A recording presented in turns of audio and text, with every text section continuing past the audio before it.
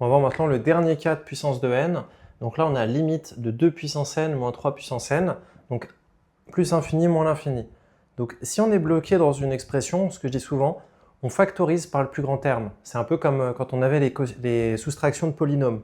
Donc là, c'est exactement ce qu'on va faire. Donc 3 puissance n, c'est le plus grand terme. Donc c'est lui qu'on va mettre en facteur. Donc là, j'ai factorisé l'expression par 3 puissance n. Donc je divise par 3 puissance n le 2 puissance n, et 3 puissance n sur 3 puissance n, bien sûr, ça fait 1.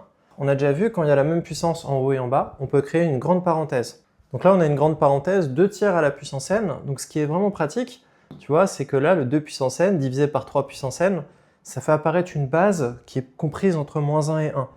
Donc si je prends une bouteille, je bois les 2 tiers, enfin, j'en garde les 2 tiers, donc je bois un tiers, puis je rebois un tiers, puis je rebois un tiers, puis je rebois un tiers de ce qui reste à chaque fois, bah, on voit que ça va diminuer et ça va se rapprocher de 0. C'est un peu comme un demi. Quand on a un demi fois un demi, la moitié de la moitié de la moitié, à force d'enlever à chaque fois la moitié, on tendra vers 0. Donc c'est le même principe ici. Et donc la parenthèse tend vers moins 1, 3 puissance n tend vers plus l'infini, donc plus l'infini fois moins 1 fait moins l'infini. Donc là, on va pouvoir maintenant faire les limites tranquillement.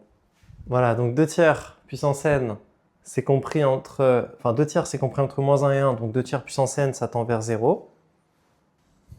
Donc là, on est pas mal. Donc par somme, 2 tiers puissance n moins 1, ça va tendre vers moins 1, puisque 2 tiers puissance n tendait vers 0.